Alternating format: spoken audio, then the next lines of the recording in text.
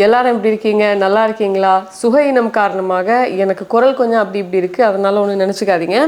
இப்போது சீரற்ற வானிலை காரணமாக நம்ம நாட்டில் அதிகமாக மழை பெஞ்சிட்ருக்கு, அதிகமாக காற்றடிச்சிட்ருக்கு, வெள்ள அபாய எச்சரிக்கையை கொடுத்துருக்காங்க, மண் சரிவு அபாய எச்சரிக்கையை 4 மாவட்டங்களுக்கு கொடுத்துருக்காங்க. அதனால் கொஞ்சம் கேர்ஃபுல்லாக இருங்க. இது தொடர்பான செய்திகளை நான் அடுத்ததாக பேசுகிறேன்.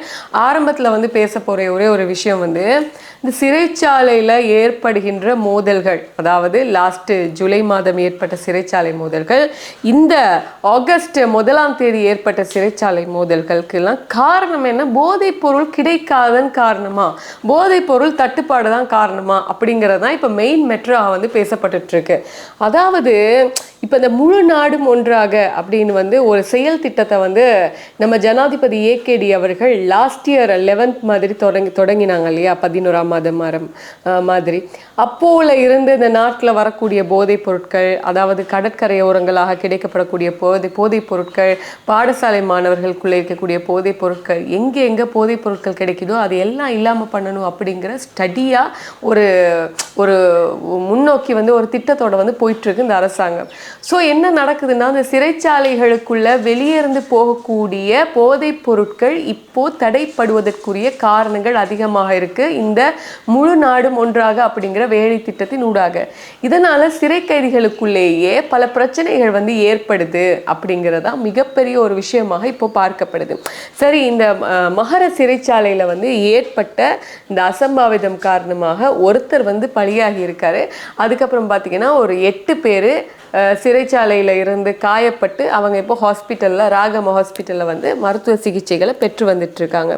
இதுக்கு இடையில் 1ஆம் தேதி ஈவினிங்கே ராகமையில் இருக்கக்கூடிய 3 போலீஸ் பிரிவுக்குட்பட்ட பகுதிகளில் ஊரடங்கு சட்டத்தை அமுல்படுத்தினாங்க. அது நேற்று நைட்டோட அது அமுல்படுத்தினது நிறைவடைஞ்சு போயிடுச்சு. ஒரு ஊரடங்கு அமுல்படுத்துகிற அளவுக்கு இந்த சிறைச்சாலை மோதல்கள் இடம்பெற்றிருக்கு. இது மாத்திரம் இல்லாமல் இந்த மகர சிறைச்சாலையில் இடம்பெற்ற அந்த மோதல் தொடர்பான பல சுவாரஸ்யமான விஷயங்களும் இருக்கு. ஒன்று என்னன்னா, அன்னைக்கு இந்த சிறைச்சாலை மோதல்கள் ஏற்பட்டுச்சு இல்லையா, ஃபர்ஸ்டே என்ன பண்ணியிருக்காங்கன்னா, ஒரு 4 சிறைச்சாலை அதிகாரிகள், 4 சிறை கைதிகள் கூரை மேலே ஏறி என்ன பண்ணியிருக்காங்க, ஆர்ப்பாட்டம் விட்டுருக்காங்க. இதை கேட்கறதுக்கு ஒரு சிறை அதிகாரி போயிட்டு என்ன பிரச்சனைன்னு கேட்டிருக்காரு.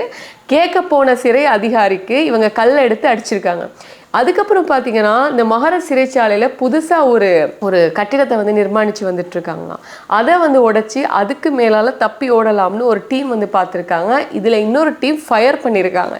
இதில் இன்னொரு சுவாரஸ்யமான விஷயம் என்னென்னா, இந்த சிறைச்சாலை மோதல்னால நான் சைடில் ஒரு விஷுவல் உங்களுக்கு காமிக்கிறேன். இன்னைக்கு காலையில் இந்த சிறைச்சாலை எப்படி இருக்குது அப்படிங்கிறது வீடியோஸ் வெளியாக இருக்குது, ஃபுட்டேஜ் கொஞ்சம் வெளியாக இருக்குது.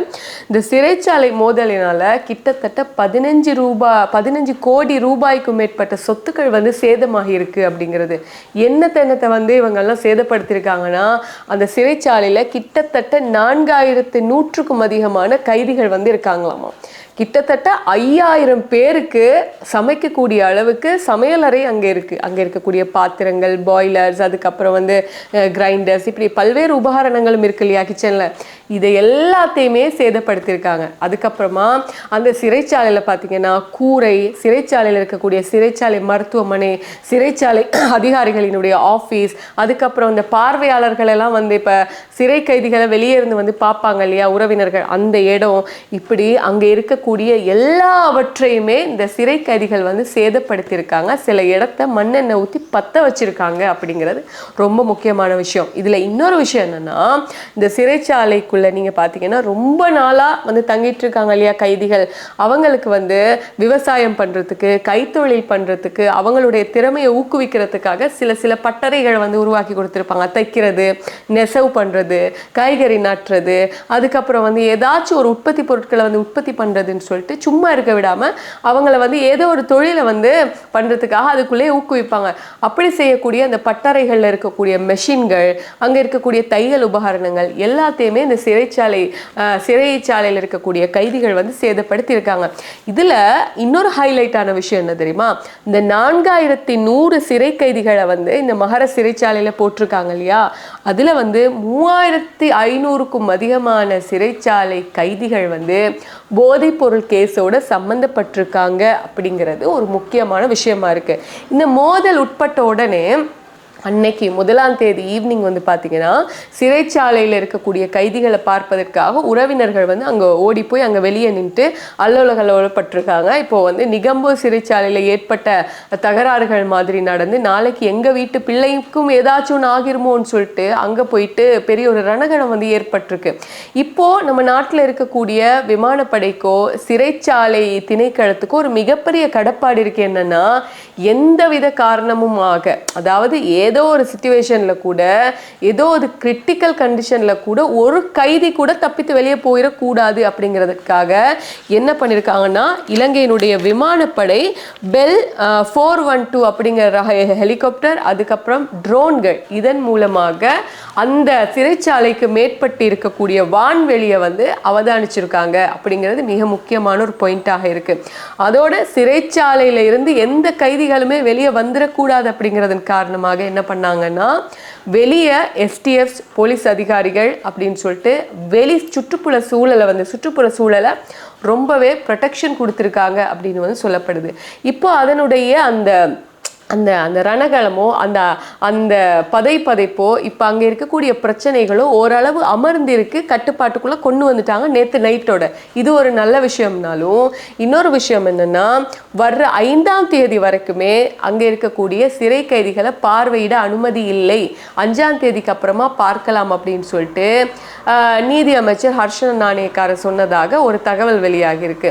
இதற்கிடையில் இன்னொரு விஷயம் என்னென்னா அந்த சிறை கைதிகள் போய் பார்வையாளர்கள் வெளியிலேருந்து வரக்கூடிய உறவினர்களை பார்க்கக்கூடிய இடம் ஃபுல்லாகவே வந்து டேமேஜ் பண்ணியிருக்காங்க. அது எல்லாமே வந்து செய்யணும்.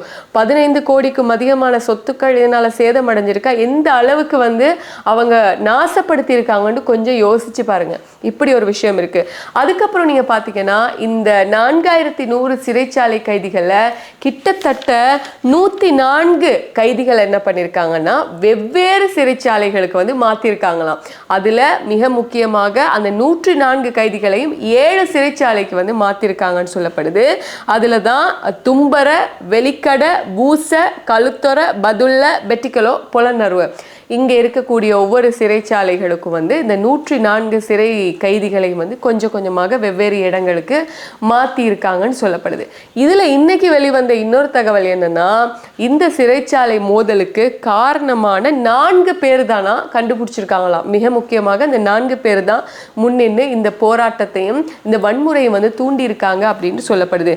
அதில் தான் பேர் வந்திருக்கு பாருங்க, சாத்தான், அசார், பட்டா அப்படிங்கிற ஒருத்தர், இன்னொருத்தர்னு வந்து சொல்லியிருக்காங்க. இந்த 4 பேர் போட்ட மாஸ்டர் பிளான்னால தான் இவ்வளோ பெரிய ஒரு ரணகலம் வந்து வெடிச்சிருக்கு அப்படிங்கிறது மிக முக்கியமான விஷயம். இப்போ இது தொடர்பாகத்தான் நீதி மற்றும் தேசிய ஒருமைப்பாட்டு அமைச்சர் சட்டத்தரணி ஹர்ஷன நாணயக்கார சில சந்தேகங்களை கிளப்புற மாதிரி ஒரு விஷயம் சொல்லியிருக்காரு. அதுக்கு முன்னாடி அந்த ஹர்ஷன நாணயக்கார அவர்கள் சொன்னதுக்கு முன்னாடி உங்ககிட்ட ஒரு விஷயம் சொல்லி ஆகணும். நம்ம நாட்டில் கடந்த 9 மாத காலப்பகுதிக்குள்ள வந்து இலங்கை போலீசார் இந்த முழு நாடும் ஒன்றாக அப்படிங்கிற ஆபரேஷன் ஊடாக எவ்வளவு போதைப் பொருட்களை வந்து கைப்பற்றி இருக்காங்கன்னு மட்டும் கொஞ்சம் பார்த்துட்டு நம்ம ஹர்ஷன நாணயக்கார் அவர்கள் சொன்னதுக்கு போகலாம். அதில் நீங்கள் வந்து பார்த்தீங்கன்னா நம்ம நாட்டில் லாஸ்ட் 9 மந்த்துக்குள்ள 2640 கிலோ 695 கிராம் ஐஸ் பொருட்கள் வந்து கைப்பற்றப்பட்டிருக்கு. மெத்தபெட்டமைன் அப்படின்னு சொல்லக்கூடிய ஐஸ் போதைப் பொருள் கிட்டத்தட்ட 42,251 மில்லியன் ரூபாயாம் இதனுடைய பெறுமதி. அதுக்கப்புறம் பார்த்தீங்கன்னா 2253 கிலோ 834 கிராம் ஹெரோயின், இதனுடைய பெறுமதி 49,584 மில்லியன் ரூபான்னு சொல்லப்படுது. அதுக்கப்புறம் பார்த்தீங்கன்னா 293 கிலோ 732 கிராம் கொக்கைன், இதோட பெறுமதி 10,221 மில்லியன் சொல்லப்படுது. லாஸ்ட் 9 மந்த்துக்குள்ளேயும் 36 லட்சம் ட்ரக்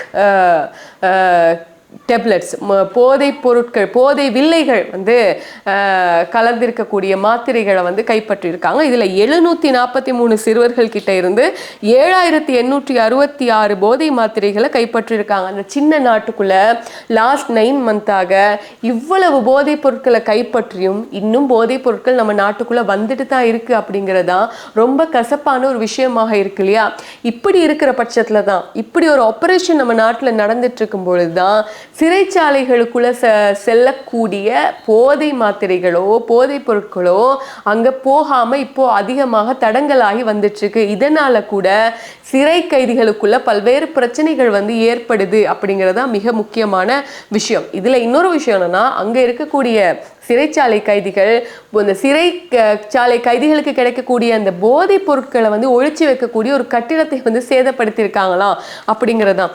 இப்போ நம்ம நீதி அமைச்சர் ஹர்ஷன நாணயக்காரர் இந்த இன்சிடென்ட் தொடர்பாக சொல்லப்பட்ட விஷயம் என்னன்னு பார்க்கும்பொழுது அவர் சொல்லியிருக்காரு, இந்த சிறைச்சாலை மோதல் இருக்கு இல்லையா, நிகம்போ சிறைச்சாலையில் ஏற்பட்ட மோதல் மாதிரி இல்லை. நிகம்போ சிறைச்சாலையில் வந்து சிறை கைதிகளுக்கும் அங்கே உள்ள சிறை அதிகாரிகளுக்கும் ஏற்பட்டது. இங்கே நீங்கள் பார்த்தீங்கன்னா சிறை கைதிகளுக்குள்ளேயே மோதல்கள் ஏற்பட்டிருக்கு அப்படின்னு சொல்லியிருப்பாங்க நீதி அமைச்சர் ஹர்ஷன. அதுக்கப்புறம் அவர் சொன்ன விஷயம் என்னன்னா, சிறைச்சாலைக்குள்ள உள்ள கைதிகளுக்கு இப்படி ஒரு பிரச்சனை ஏற்படுதுன்னா வெளியே இருந்து யாரோ ஒரு திட்டமிட்ட முறையில் இந்த மாதிரியான விஷயங்களை தூண்டி விடுறாங்க அப்படிங்கிற ஒரு விஷயத்தை வந்து அவர் சொல்லியிருக்காரு.